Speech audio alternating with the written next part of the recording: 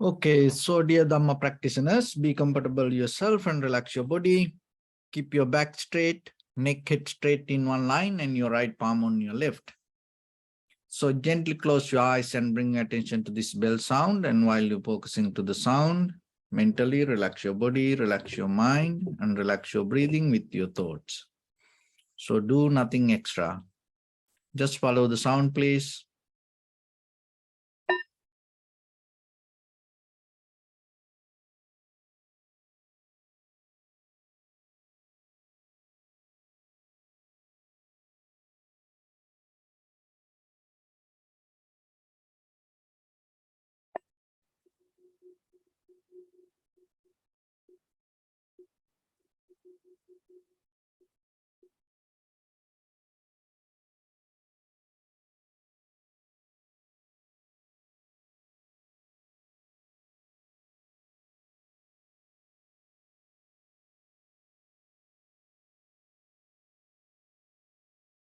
Namo tassa bhagavato arahato samma sambuddhassa. Namo tassa bhagavato arahato samma sambuddhassa. Namo tassa bhagavato arahato samma sambuddhassa. Homage to the Blessed One, the Exalted One, the fully enlightened One. So, dear Dhamma practitioners, before we start our practice session, as usual, we'll take few minutes to ourselves to understand this practice very clearly, because what you understand is going to become your teacher. It's going to become your master. And once you close your eyes and once you start to practice, and even in day-to-day life, and even when you're listening to something, when you see something, that what you learn start to guide you. So that's why rather than that outside information, you have to more and more be very clear with your inside and within your own understanding how you understood it. What happens to us when we have too much desire to gain the outside information, we forget how we understand it. So then end of the day, what happens? Maybe you collecting, accumulating a lot of information, but by the time it all kind of like gone, because you don't know how to apply it. Any wisdom is, if you can't apply, if you don't know how to apply, if you don't know the mechanism of it, it becomes useless. So that doesn't mean you no need to learn. No, you have to learn, you have to study, you have to practice, but at the same time, you have to know how to apply it. And you have to know how to use it. In that moment, it is very important what you know about it and how you know about it going to change your inner behavior. So when it comes to our life, the most of time, we are kind of like a half sleep people. It's like we awake, we see things, we hear things, we feel things, we talk, we do things. But at the same time, we not deeply touch what we experience. And then by the time what happens, you all lose that what you experience, and it's all gone, disappeared. And even you don't know what happened. So this half sleep mode, the very nature of the conventional life, when we have too much desires, when we have too much wanting, and that also one reason to fall into half sleep. And another thing is, when we depend on too much from our past, that also another reason to fall into half sleep. And if you have too much strong desires to gain, achieve regarding your own future, and that also become one reason to fall into half sleep. So you already half awake. So then if you know you are half asleep in day-to-day life while you're working, doing things, and that will help you to awake yourself, that other, the 50% that sleeping. So in that way, you are capable to gain the fully awakened moment. Just imagine someone go somewhere, very long trip and driving, and got a little bit so tired, and and then when he come home, it's kind of like a very close to the home. It's like 5 minutes, and he's so sleepy, so tired, but still he's capable to come to the house. And that's mean that some kind of awareness is there, but still that tiredness, sleepiness is with him. And now he is hoping once he come to inside his house, he just go and lie down on his bed and have a long, deep sleep. That was he's trying to do. And once he come to in front of the house, and he start to see there is a fire. So do you think that that guy going to go inside the house and just lie down on the bed? No. So then what will happen to that? All the tiredness, sleepiness, that all disappear. And then he become fully active, fully awake, and start to jump and start to maybe, go inside and look where the fire, and maybe try to, stop it and try to get, necessary actions to prevent it. And maybe start to take the things out of the house, valuable things. So that sleepiness, tiredness, that lethargic nature all disappeared, and the mind awake. So that's mean what? That means that the state was there. But the thing is that our own mind and the created situation, and especially the thought, trigger that deeper laziness, not the outside. And if you see that, it will help for you to understand, because the thoughts are, when it comes to for foundations of mindfulness, the one is contemplating on the body, and one is contemplating the sensation, and one is contemplating the mind. So that's mean you see the thoughts. You see thoughts as creation of the mind, not something else. You don't take the thoughts as you. You recognize it is a manifestation, moment by moment, out of the feelings, maybe. And the thoughts, ideas, predictions, and the plans, this all come from the same roots. So your mind is kind of like a thought factory. It's keep, producing thoughts. It doesn't care whatever, you experience. But your awareness means you recognize these thought patterns. And that recognition itself will help you to get out of that laziness, tiredness. So that is what in the important thing need to understand to bring this fully awakened mode in a very conventional life, physically and mentally.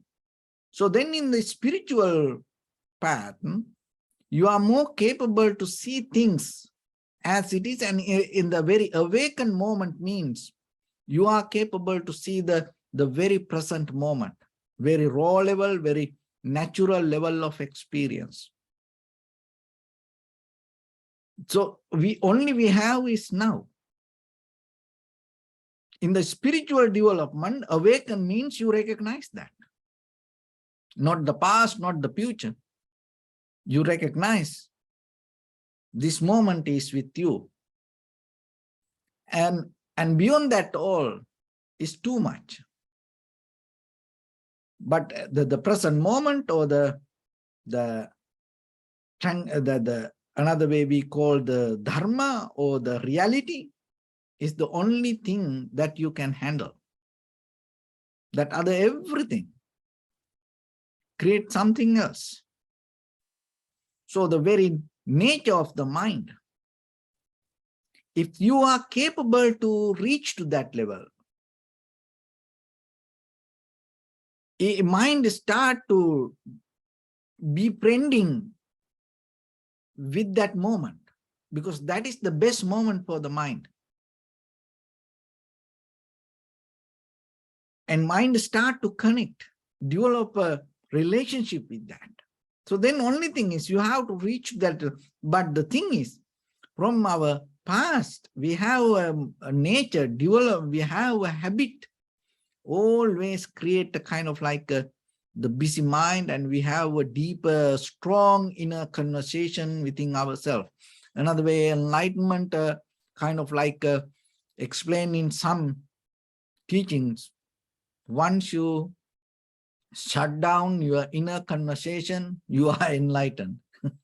So it's kind of like that, you know.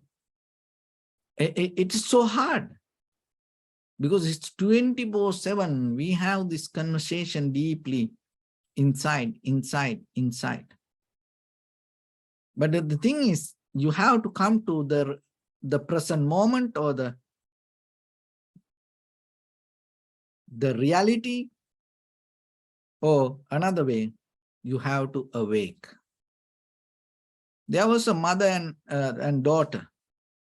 They had a habit to the sleepwalking. The mother and the daughter both.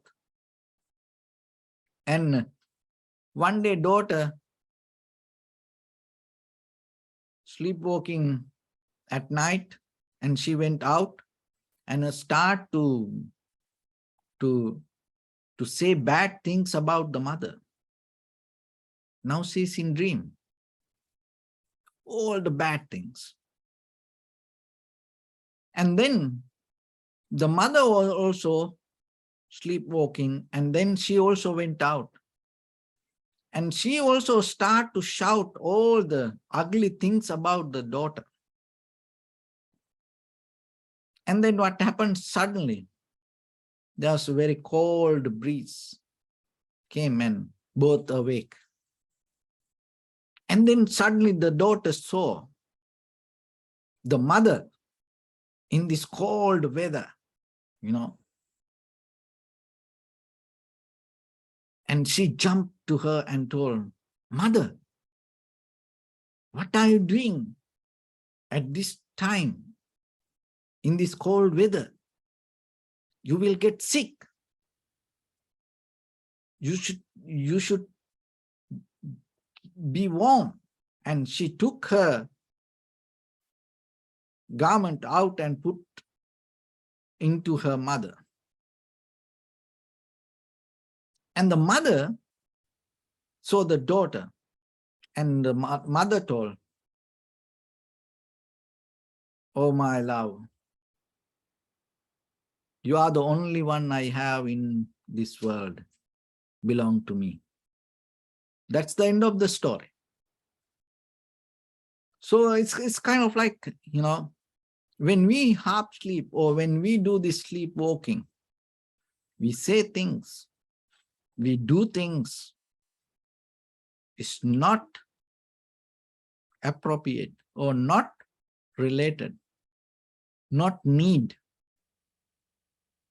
So see that what the daughter did once she awake, and what the mother did say when she awake. That's the only thing we need. So like that in our life, we have to understand. So this practice little by little allow us to awake. Because that awakened moment give you the best experience regarding this life. As a human being, if you awake and experience something, if you experience something in the reality, in the moment, that experience is the most highest beautiful experience that you can have in this entire samsaric journey. And even the divine beings or even that any other animal life, and you will never get that kind of beautiful experience, because tuning to that present moment and recognizing it and tuning to that reality is that much very difficult, but you are the only one can have it. But still we are not experiencing it because we hold it to some kind of dreams inside our mind. And we keep follow the dreams. And you lose the reality. We love for the dreams, we look for the dreams, we chase for the dreams, we want for the dreams. And we, moment by moment, we go far away from the reality. What you have, you don't see when you caught up in dreams. So that's why it's not a magic, it is a thought. It's a kind of like a mechanism that the mind build up. So only thing is, you have to see it, not to do something, not to fight with it, not to resist. You have to see it. Once you are capable to see that, and you will recognize from that point, you will recognize what it is. But before you see it, don't try to analyze or don't try to understand what it is. It's different. Keep ready your mind and give your maximum ability to go into the moment and be in the moment. And once you be in the moment, what you experience is going to become something new. So by mind, by thought, you can't get that. But our problem is what? We are not giving our best to reach to the moment or develop the stillness or the tranquility state to experience the reality or the moment or the present moment. But we try to always understand it without reaching to the point. And then what will happen as a result of that, we caught up in our thoughts again and again, again and again, again and again. So that thoughts trigger the pictures, the colors, the dramas, that everything is there. And then we build up a life inside our head. And that life has no end. So this material world, the physical world, not enough to fulfill that life. So that's why we keep going. Even the body die, you come back with that dream. And then again, it empowers the ability of dreaming, not experiencing. But this is a method that you develop, reverse the pattern. So meditation means, rather than dreaming or hoping, chasing towards something which is not here, so you are capable to settle down. So now you develop that power, and moment by moment, and that also need a resistance. So when it comes to that, there are 4 foundations. So the practitioner remain established in, if it is the body, remain established in body. If it is the mind, remain established in mind. If it is the sensation, remain established in sensation. It about the Dharma or the law of body and mind, nature. So you stay established in that.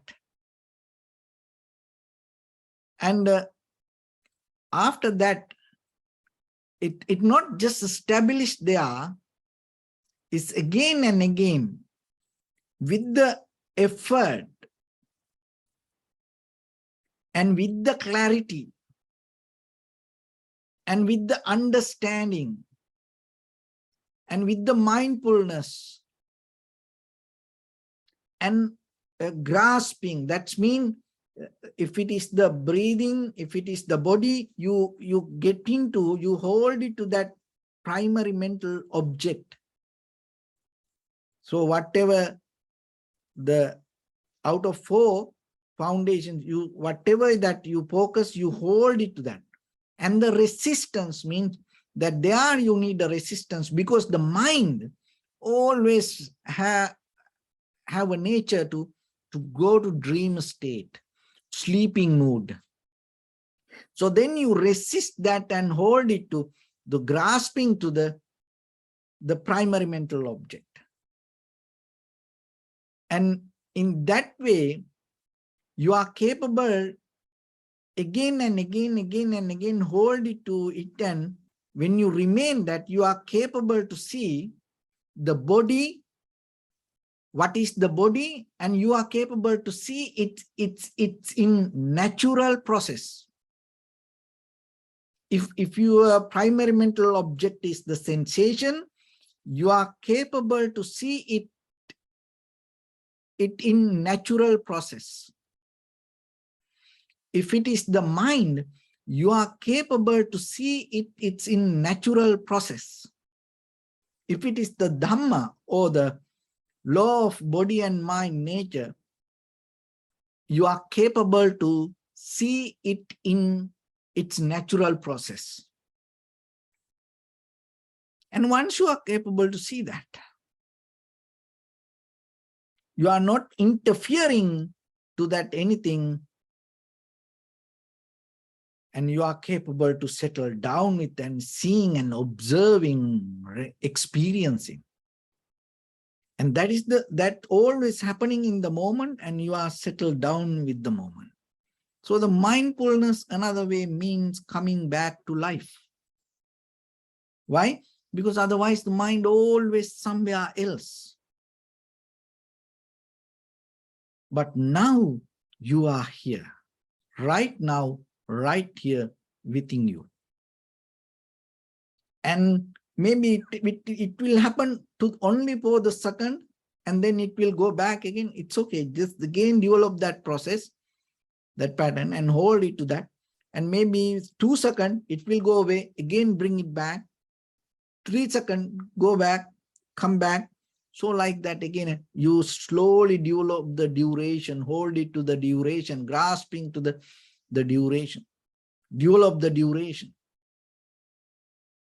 And by the time, expand the duration, and then little by little, your awareness becomes sharper, mindfulness becomes sharper, understanding become more clear. So the clarity develop on it. And then at the same time, you become so delight with the practice, and that will help you to go deeper.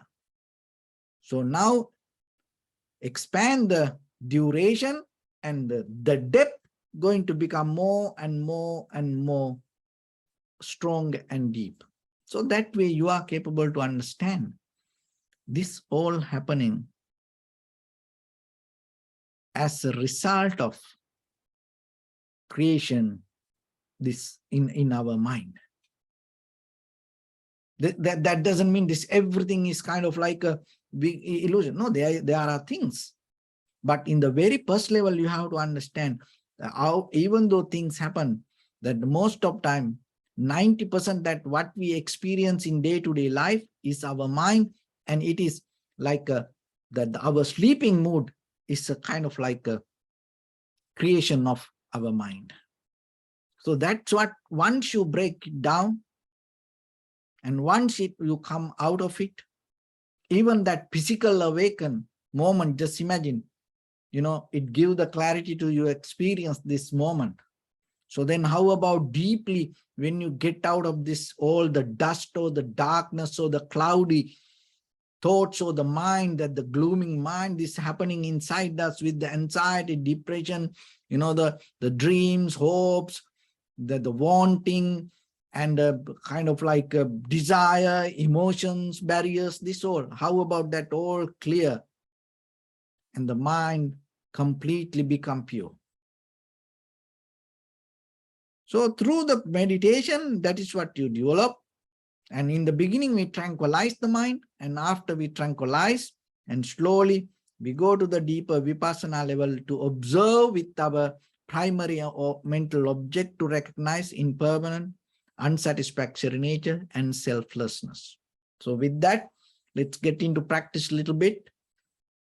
So your right palm on your left and neck, head straight in one line, and be comfortable with your posture.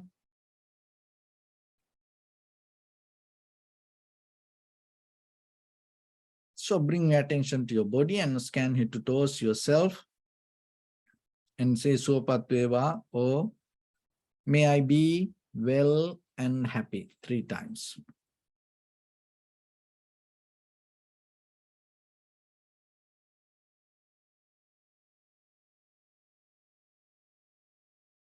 Take a moment and think, and we gathered here in this moment to practice this ancient meditation technique. All the Buddhas, all the enlightened masters followed this path and achieved wisdom. So we also gathered here to accumulate that knowledge. In this moment with this sitting, may my body become more comfortable, may my breath be more smooth, may no difficulties come to me, may all the success come to me. Also think for a moment, this is the last moment we're spending in this very lifetime, and detach your mind from all your past memories and as well as any kind of future thoughts. Just try to remain in the present moment, observing the sensation of your inhalation and exhalation. So in the beginning, deeply and gently, breathe in, breathe out 3 times and find the sensation, please.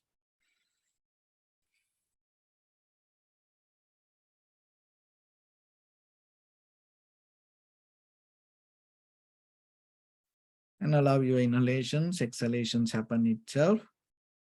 So when it happens through the sensation, recognize it. Do nothing extra.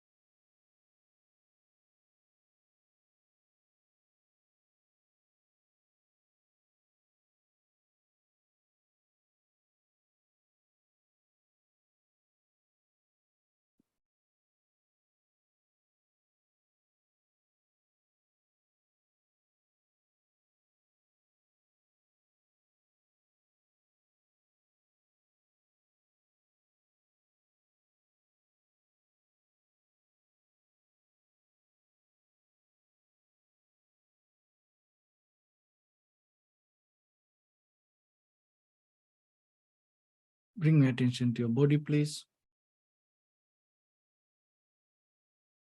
Observe your posture.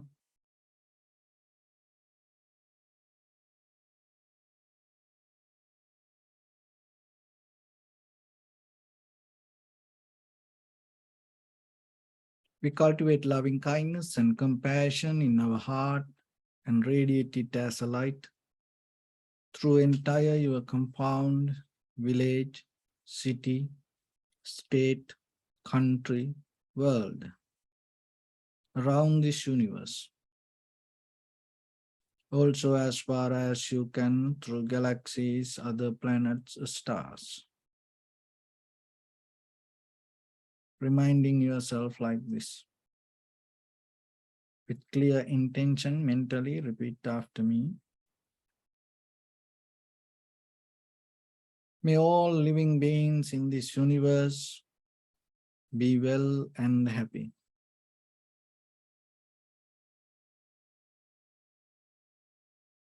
May everyone be happy and safe. And may their hearts be filled with joy. May all living beings live in security and in peace. Beings who are frail or strong, tall or short, big or small, visible or not visible, near or far away.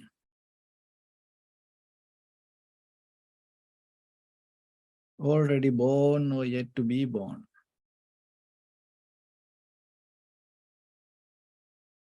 May all of them dwell in perfect tranquility.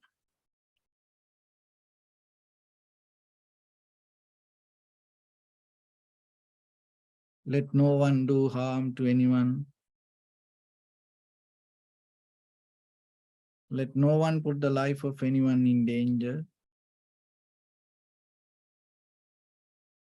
Let no one out of anger or ill will wish anyone any harm.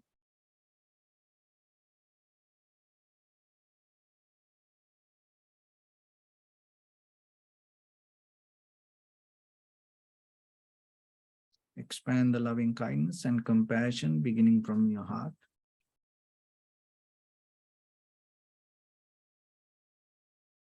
Forward.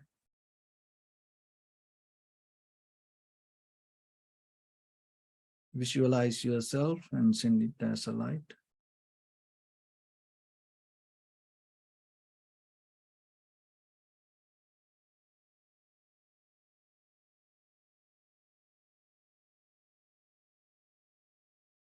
To your backside.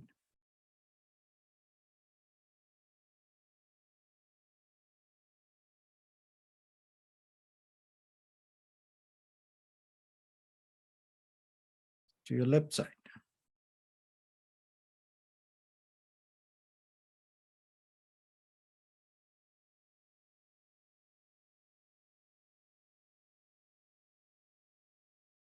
And to your right side.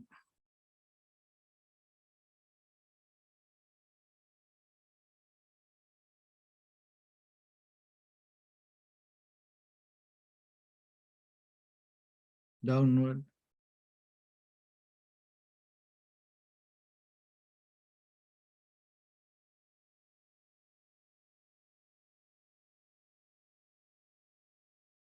And upward.